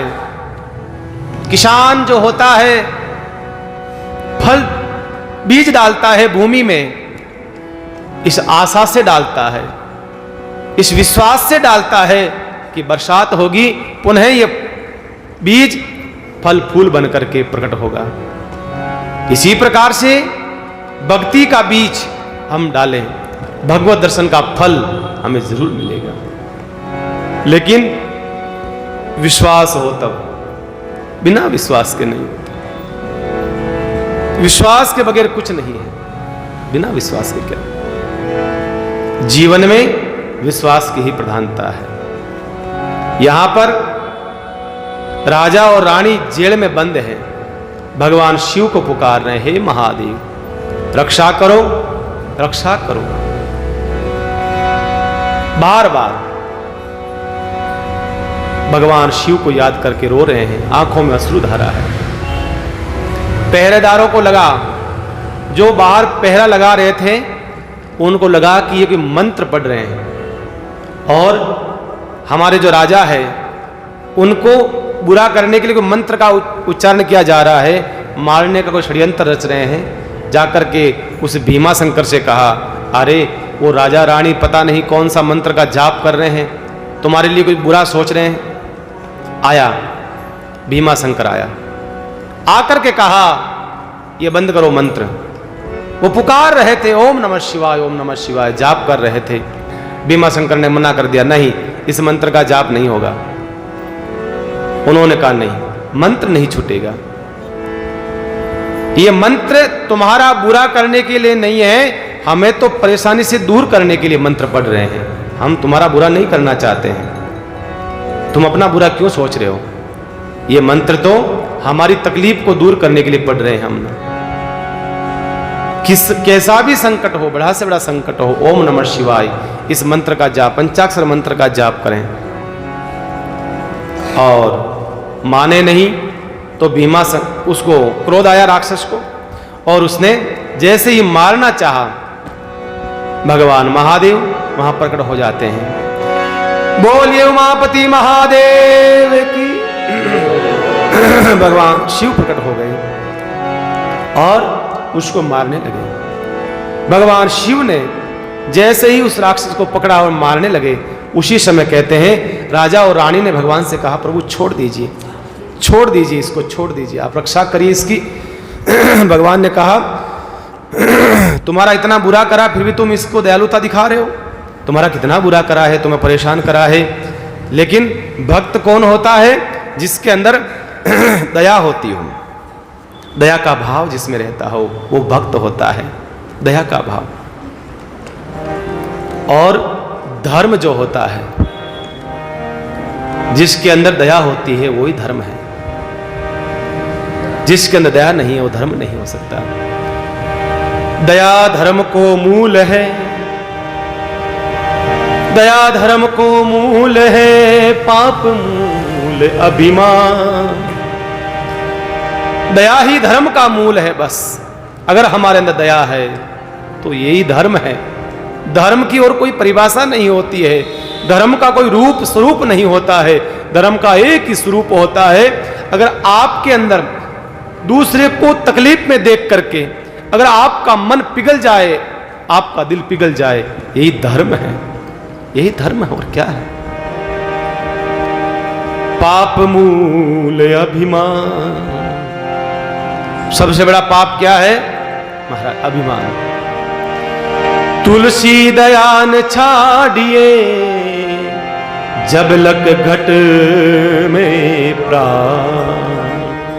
तुलसीदास जी महाराज कहते हैं, चाहे कैसी भी समय संकट आ जाए और अपने धर्म को नहीं छोड़ना है। चाहे कैसा भी संकट समय आ जाए, अपने धर्म को नहीं छोड़ना। हम क्या करते हैं? लोभ में आकर के हम अपने धर्म को छोड़ देते हैं। कौन देख रहा है? हम सोच रहे हैं अरे भाइयों, हमारे सामने कोई दूसरा नहीं देख रहा है तो इसका मतलब कोई नहीं देख रहा है।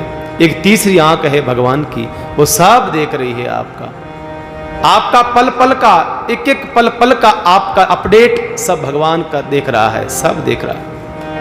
लोभ में आकर के हम पाप कर देते हैं, ध्यान रखना। और सदैव व्यक्ति जो है पाप पर जब भी, पाप के रास्ते पर जब भी जाता है, जब भी जाता है, उसके पीछे लोभ छिपा हुआ होता है। एक बहुत बड़ा एक पंडित काशी पढ़ने के लिए गया था, और आप जानते हो पहले के समय में जो काशी में पढ़ करके आ जाता था, उसको धरती के किसी कोने में कोई पराजित नहीं कर सकता था। काशी की विद्या को कोई पढ़ लेता था। काशी में 12 साल तक पढ़ाई होती थी, 12 साल तक, 12 साल लगातार जिसने काशी में पढ़ लिया, विद्या अध्ययन कर लिया, वो किसी भी कोने में चला जाएगा शास्त्रार्थ करने के लिए, उसको कोई हरा नहीं सकता है, कोई नहीं हरा सकता उसको। एक पंडित काशी पढ़ने के लिए गया और 12 साल लंबा अंतराल का विद्या अध्ययन करके पुनः लौटा अपने गांव में, अपने नगर में लौटा। जैसे ही गांव में आया और गांव वाले माला ले लेकर के पहुंच गए स्वागत करने, ओ हो पंडित जी आया, पंडित जी आया। बाहर से पंडित जी पढ़ करके आए। पंडित जी अब अहंकार में। देखो, विद्या तो आदमी को विनम्र बनानी चाहिए।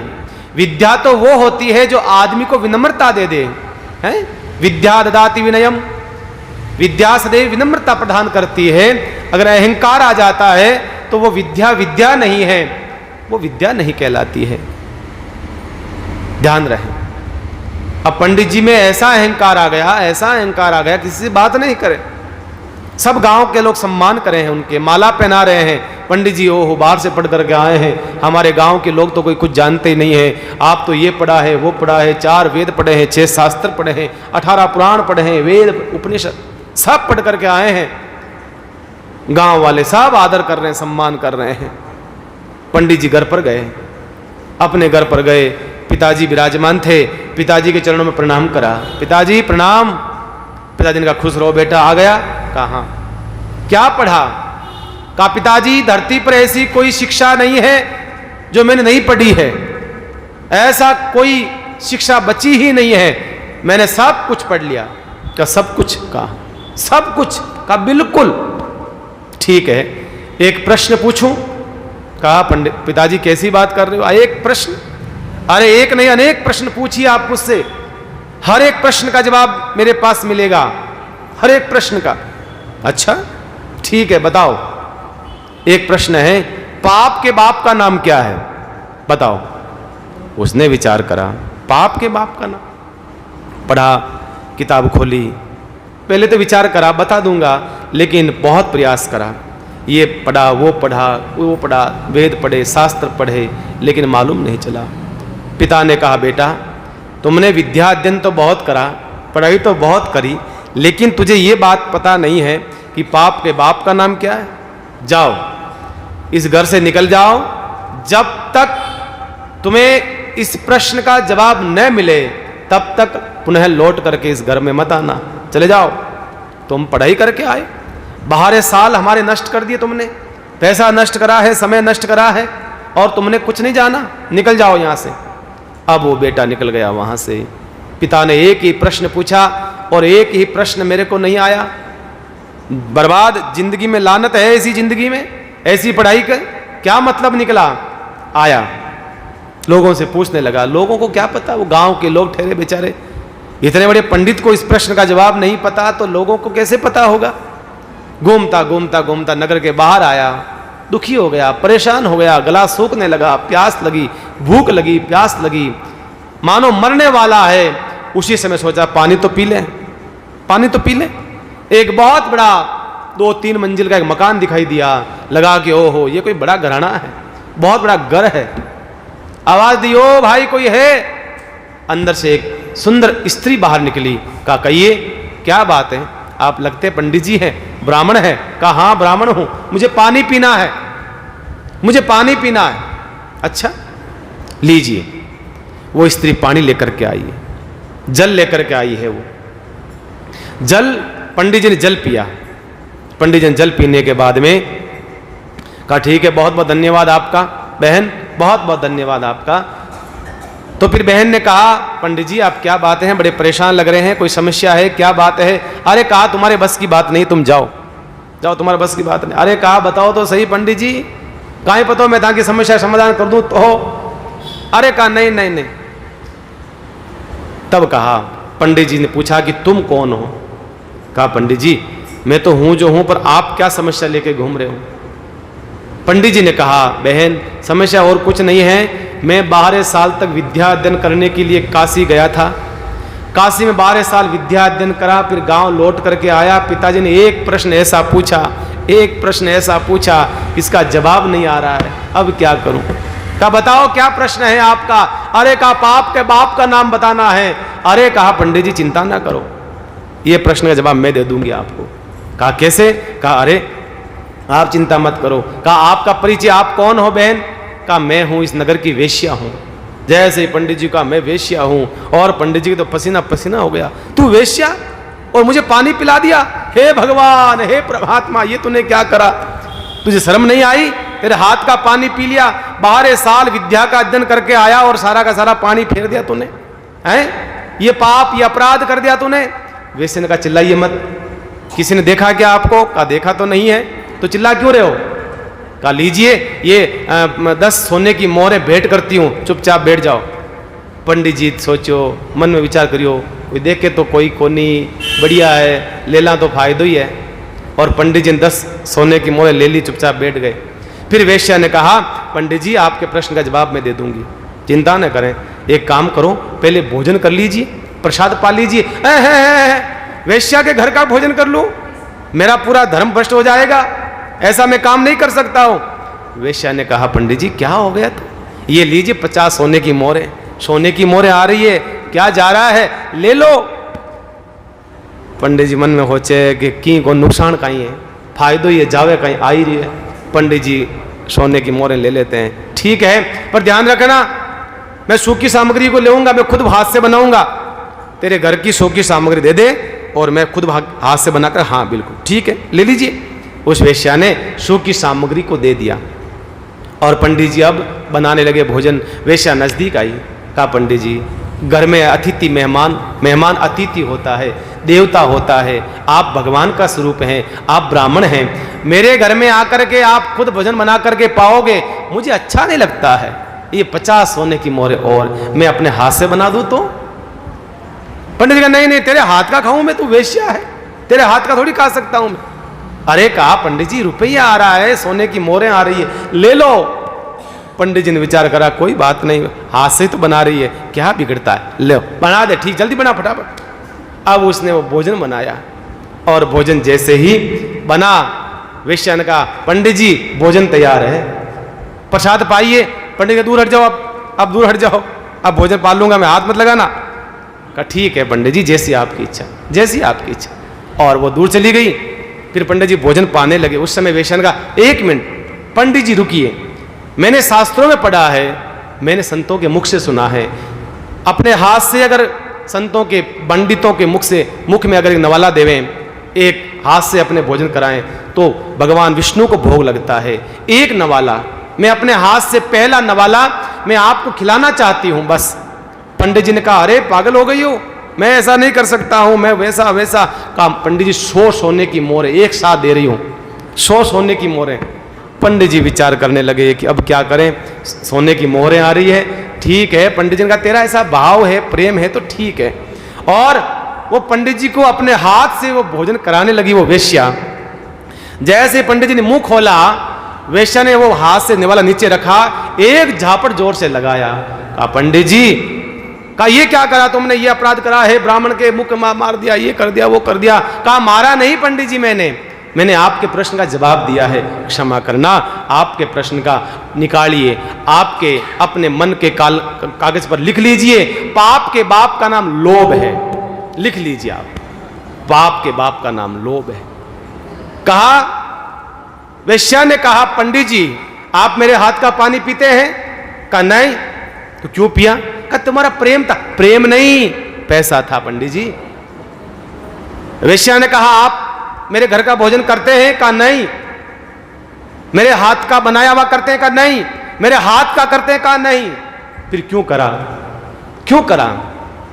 पंडित जी ने लिख लिया, अपने दिल की डायरी पर, अपने मन के कागज पर लिख लिया, पाप के बाप का नाम लोभ है।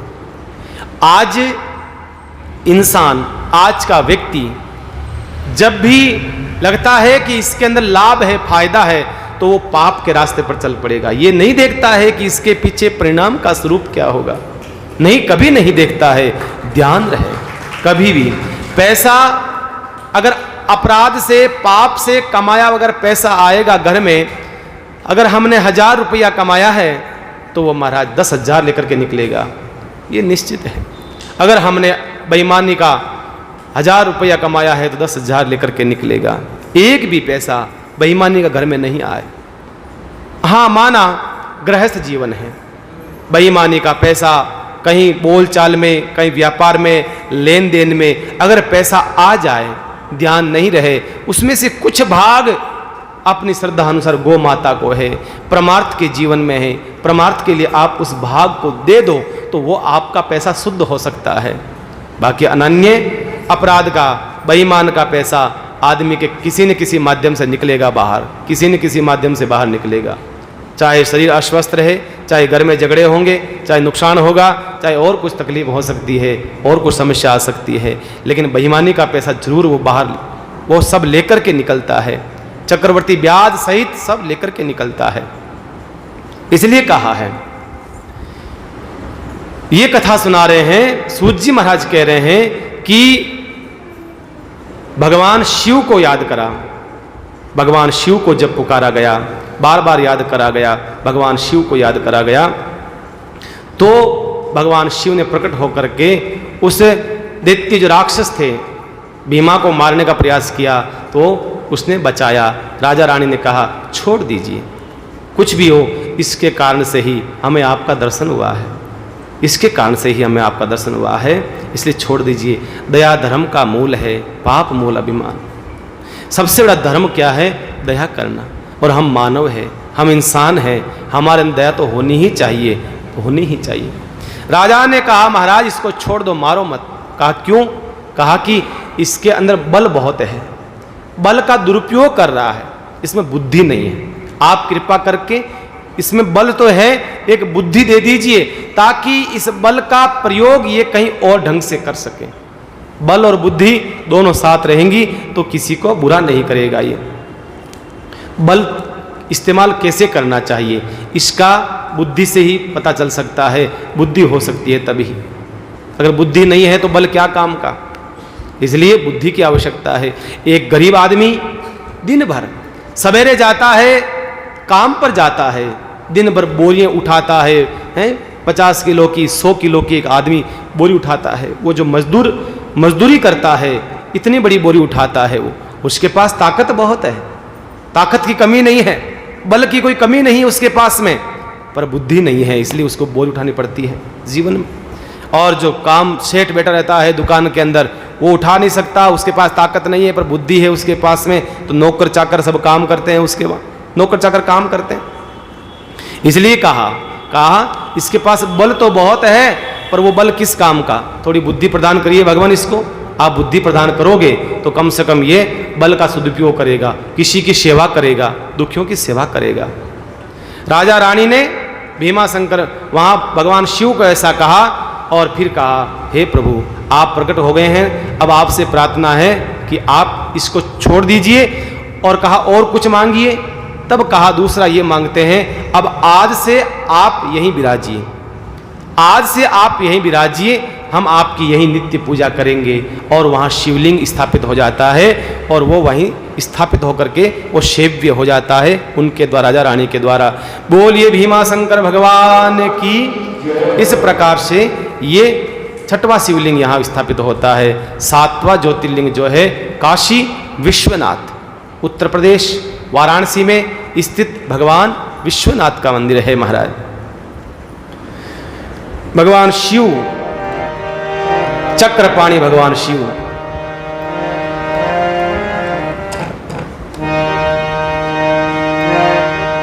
हर हर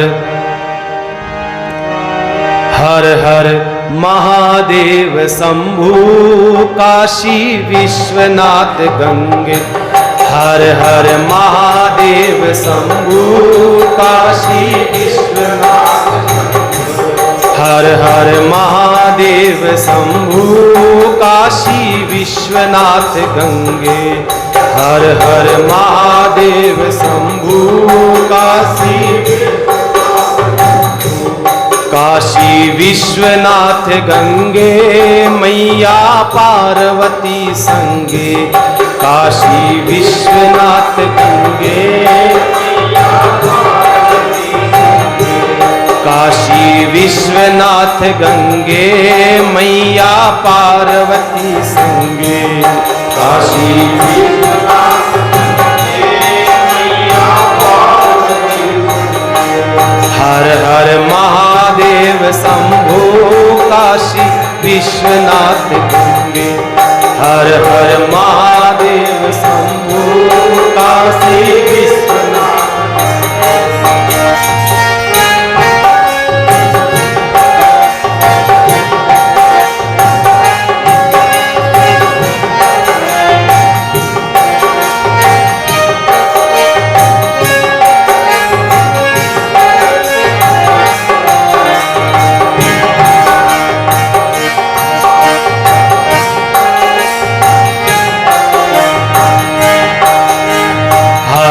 महादेव शंभु काशी विश्वनाथ गंगे। हर हर महादेव शंभु काशी विश्वनाथ गंगे। हर हर महादेव शंभु काशी विश्वनाथ गंगे। हर हर महादेव शंभु विश्वनाथ गंगे। काशी विश्वनाथ गंगे। काशी विश्वनाथ गंगे, काशी विश्वनाथ गंगे, काशी विश्वनाथ गंगे, काशी विश्वनाथ गंगे। एक बार मां पार्वती ने भगवान शिव से कहा, है महादेव आप कहाँ रहते हो? कहा मैं तो हिमालय पर रहता हूं। कहा हिमालय आपका ससुराल है, मेरा पीहर है। और जवाई अपने ससुराल में रहता है तो थोड़ा सा अच्छा नहीं लगता है। मां पार्वती ने कहा मैं हिमालय की बेटी हूं और आप हिमालय पर विराजमान रहते हो, कैलाश पर रहते हो, क्यों नहीं आप अपना कोई स्थान बनाओ? मैं चाहती हूं आपका अपना स्थान हो, आपका अपना घर हो। मुझे अच्छा नहीं लगता है मैं अपने पीहर में रहती हूं। तो ठीक है।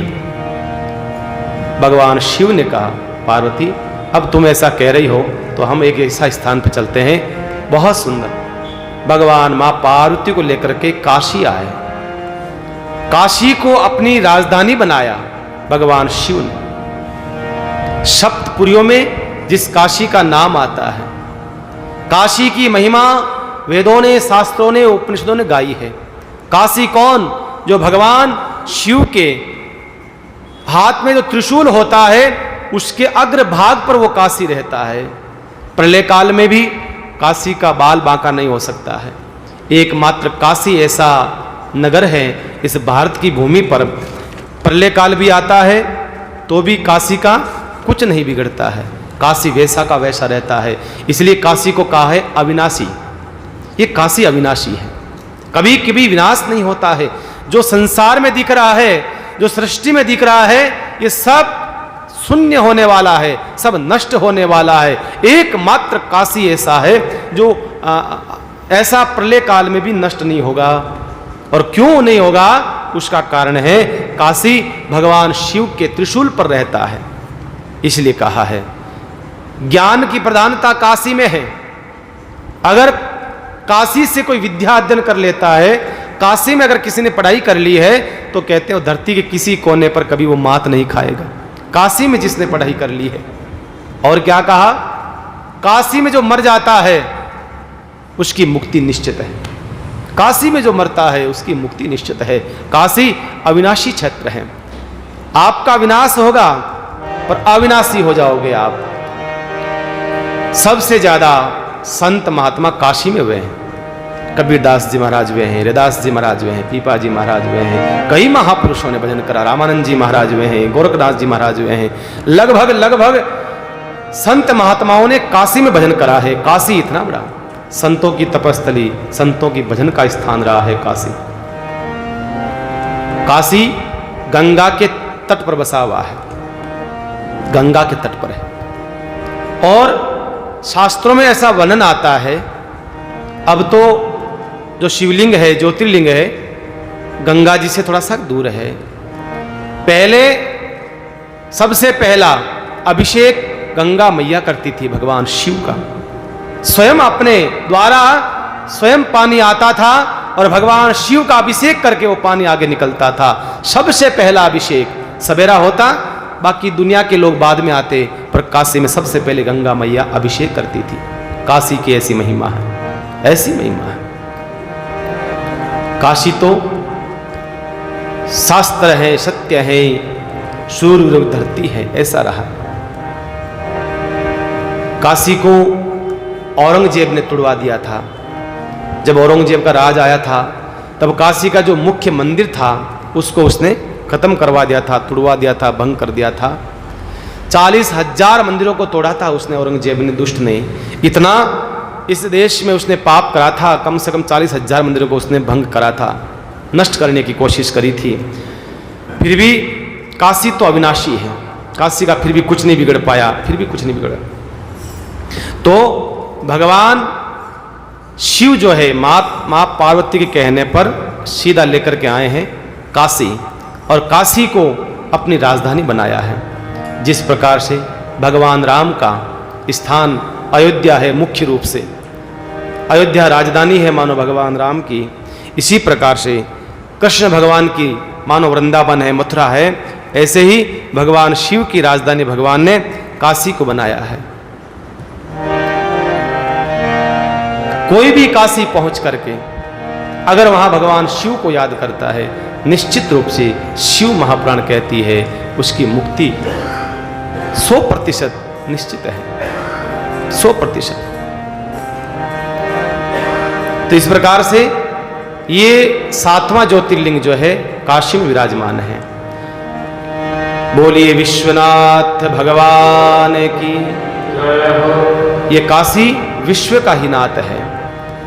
8वां ज्योतिर्लिंग है त्र्यंबकेश्वर, 8वां ज्योतिर्लिंग है। ये नासिक में पड़ता है, महाराष्ट्र की भूमि पर है और गोमती के तट पर है, क्योंकि गौतम ऋषि और मां अहिल्या के भजन के प्रभाव से गोमती नदी का प्रवाह होता है। उस समय भगवान शिव का प्राकट्य होता है। इसलिए कहा है ये गौतम ऋषि की साधना का ही फल है जो ये हमारे को गोमती नदी मिली है। गोमती गंगा हम जिसको कहते हैं, गंगा का ही एक स्वरूप है गोमती मैया, उनके द्वारा ही निकली हुई है, गंगा के अंदर से ही गोमती मैया अपने तप से प्रकट करा है। ब्रह्मगिरी पर्वत पर 10,000 साल तक साधना करी थी, 10,000 साल तक, उसके परिणाम स्वरूप वो मिलता है। कहते हैं कि एक बार लगातार 100 साल तक बरसात नहीं हुई, लगातार 100 साल बीत गए, बरसात नहीं हुई, बारिश नहीं हुई, सब घबराए, चर अचर जीव पेड़ पौधे सब सूख गए, मनुष्य मरने लगे, पशु त्राहिमाम त्राहिमाम, मनुष्य पशु सब बड़ी विकट समस्या में आ जाते हैं। सब की सब स्थितियाँ ऐसी हो जाती है, 100 साल तक बरसात नहीं होने से मृत प्राय हो जाते हैं। सब लोग गौतम ऋषि के शरण में आते हैं, कहा महाराज रक्षा करो, रक्षा करो, आप बचाओ हमें। गौतम ऋषि ने कहा भाई क्या करें। तब अहिल्या ने गौतम ऋषि से कहा आप कुछ करिए, साधना करिए, भजन करिए। अहिल्या ने जब कहा तो उन्होंने भगवान वरुण की उपासना करी, जो बरसात करते हैं वरुण भगवान। वरुण भगवान ने तपस्या करके प्रकट करा। वरुण भगवान ने कहा देखो गौतम ऋषि, बात ऐसी है कि 100 साल आपके बरसात नहीं हुई है, लेकिन आगामी 100 साल तक बरसात होने का कोई संकेत नहीं है। इस नगर में बरसात नहीं होगी आगामी 100 सालों तक। कहा अरे वरुण भगवान, आप तो भगवान हैं, आप कुछ करिए। तो कहते हैं एक आप घट बनाइए, एक आप घड़ा बनाइए, उस घड़े में मैं पानी भर देता हूं, फिर उस घड़े से आप पानी सबको पिलाइए। कुछ भी करे वो पानी कभी नष्ट नहीं होगा, कभी खत्म नहीं होगा। तो माँ अहिल्या ने और गौतम ऋषि ने मिलकर के कहते हैं एक घड़ा बनाया, घट बनाया, और घट बना करके भगवान वरुण से कहा। तो वरुण भगवान ने घट को भरा, पानी को भरा, और पानी सबको फिर गौतम ऋषि पिलाने लगे, परमार्थ करने लगे। सबको कहा आ जाओ, जो जो भी पानी की आवश्यकता है, पेड़ को, पौधों को, पशुओं को, मनुष्यों को, जिसको जरूरत है, पृथ्वी को, सब पानी पी लो, सब आ जाओ, सब आ जाओ। हरा भरा हो गया पूरा वातावरण, पूरा वातावरण हरा भरा हो जाता है, पेड़ वापस हरियाली आ जाती है, चारों ओर पृथ्वी ने मानो हरियाली की चादर ओढ़ ली हो। सब मनुष्य प्रसन्न हो जाते हैं, धन्यवाद देते हैं, हे महाराज गौतम ऋषि आपका धन्यवाद, आपका धन्यवाद, हमें मरते हुए को आपने बचाया, हमें आपने बचाया, धन्य है आप, धन्य है आप। एक दिन की बात है, गौतम ऋषि ने अपने शिष्य को कहा जाओ उस घट में से पानी लेकर के आ जाओ। नगर के बीच में घट रखा हुआ था, घड़ा। वो शिष्य पानी लेने के लिए गया तो पहले से ही कुछ लोग, माताएं बहनें पानी भर रही थी, तो समय दे नहीं पाए पानी उस भरने के लिए।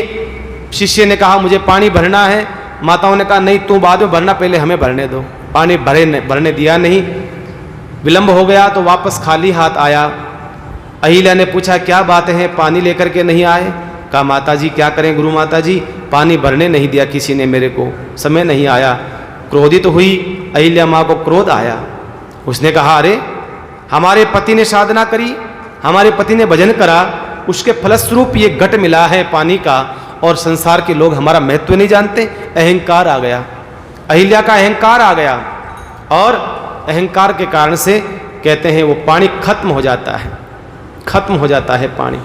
अहंकार के कारण से उसने आकर के सबको फटकार लगाई। अरे कहा कि हमारे द्वारा ही पानी आप सबको मिला है और आपको शर्म आने की बात है, हमारे को पानी नहीं मिलता। क्रोध आया उसको, बहुत गुस्से में उसने सबको फटकार लगाई। तो सब समाज उससे दूर हो गया माँ अहिल्या से, और सब ने कहा अरे अरे अहिल्या के अंदर इतना अहंकार है, हमें पानी नहीं पीने दे रही है। भगवान को बुलाया, भगवान से कहा हे प्रभु, गजानन जी को याद करा। सब ने, गांव वालों ने गजानन जी को बुलाया, कहा प्रभु हमने इसकी इतनी कीर्ति फैलाई, गौतम ऋषि का नाम वाही वाही कर दिया, हमने इज्जत करी, गांव में इज्जत बढ़ गई, अब इन्होंने ऐसा हमारा अपमान करा, हम चाहते हैं इनकी कीर्ति खत्म हो जाए, अपकीर्ति हो जाए, इनकी बदनामी हो जाए, अपकीर्ति हो जाए।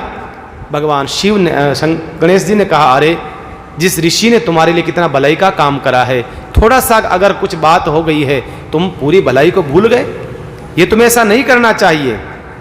सब ने कहा गजानन जी से नहीं महाराज ऐसा ही होना चाहिए, हमने आपका भजन करा है। सब गांव वालों ने साधना करके बुलाया तो कहा, गजानन जी ने कहा ठीक है भाई, गजानन जी ने कहा ठीक है। और दूसरे दिन गजानन जी ने एक गाय का रूप बनाया, गौ माता बन करके आए, एकदम दुबली पतली गाय बन करके आए, ऐसी गाय जैसे कि बस हाथ लगाते ही नीचे गिर जाएगी। सीधे आ गए गौतम ऋषि के आश्रम में, और गौतम ऋषि के आश्रम में छोटी सी के क्यारी के अंदर छोटा छोटा घास बो रखा था, घास अंकुरित तो हो रहा था। तो कहते हैं वो गाय आकर के उस घास को खाने लगी। तो गौतम ऋषि ने कहा हे गौ माता, इतना सा घास से आपका तो पेट भरेगा नहीं, मैं इस घास के द्वारा, मैं यज्ञ में हवन में इस घास का उपयोग करता तो यज्ञ हवन होता तो समाज का भला होता, आपको तो ये घास काम आएगी नहीं, आपका पेट भरेगा नहीं, आप वैसी दुबली पतली हो, इससे कुछ होना जाना नहीं है, क्या होगा। फिर भी वो गाय मानी नहीं, गाय घास खाती रही। तो गौतम ऋषि ने एक छोटा सा तिनका उठाया, घास का छोटा सा तिनके से गाय को भगाना चाहा, दूर करना चाहा, और गाय वो वहीं मर गई। अब वो तो गजानन जी थे, वो तो लीला करनी थी, गाय वहीं खत्म हो गई। जैसे ही गाय खत्म हुई, गांव को मालूम चला, नगर को पता चला, ओ हो ऋषि के घर में, ऋषि के घर के अंदर गौतम ऋषि ने गाय की हत्या कर दी है, गो हत्या कर दी। चारों ओर बदनामी हो गई, अपकीर्ति हो गई, जो कीर्ति फैली हुई थी वह सब की सब अपकीर्ति में बदल जाती है। सब की सब गांव में लोग बदनाम करने लगे, अरे गौतम ऋषि ऐसा है, गौतम ऋषि ऐसा है, गौतम ऋषि ऐसा है। अहिल्या से गौतम ऋषि ने कहा देख अहिल्या, ये है जीवन। दुनिया के संसार के लोगों को जब हमने बहुत कुछ दिया तब प्रसन्न रहे, थोड़ा सा नहीं दिया, कुछ कह दिया तो सब संसार के लोग हमसे बदल गए। भगवान शिव को पुकारा, दोनों ने बैठ करके प्रार्थना करी भगवान शिव से, हे महादेव ये कलंक हमारा डूब जाए, ये कलंक धुल जाए, गो हत्या का जो कलंक लगा है ये खत्म हो जाए। दोनों ने भगवान शिव को पुकारा, याद करा, भगवान शिव प्रकट होते हैं।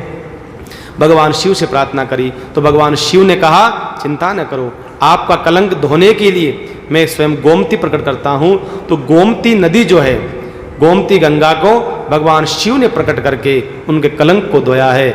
और ऐसा महत्व है कि किसी के भी जीवन में अगर कोई कलंक लग जाता है, वो वहाँ जाकर के अगर स्नान करता है गोमती नदी में, उसका कलंक धुल जाता है। ऐसा ये शिव पुराण कथा कहती है। दूसरा वरदान मांगा, भगवान शिव से कहा हे महादेव आपसे प्रार्थना है, आपसे निवेदन है कि आप यहीं विराजें। जब प्रकट हुए थे भगवान महादेव तब ब्रह्मा विष्णु ने स्वयं ने आकर के भगवान का अभिनंदन करा है, भगवान की पूजा करी है। तो कहते हैं ब्रह्मा विष्णु महेश तीनों ही वहीं पर विराजमान हो जाते हैं। 3 लिंग है वहाँ पर, 3 लिंग के रूप में वहाँ प्रकट है भगवान, इसलिए उनको कहते हैं त्रिभंकेश्वर महादेव। त्रिभंकेश्वर 3 लिंग है, छोटे छोटे लिंग है, इसलिए इनका नाम पड़ जाता है त्रिभंकेश्वर महादेव। बोलिए त्रिभंकेश्वर महादेव की। इस प्रकार से ये भगवान महादेव के 8वें ज्योतिर्लिंग की कथा हमने यहाँ सुनी है। अब 4 ज्योतिर्लिंग की कथा और है, ये हम कल की कथा में सुनेंगे।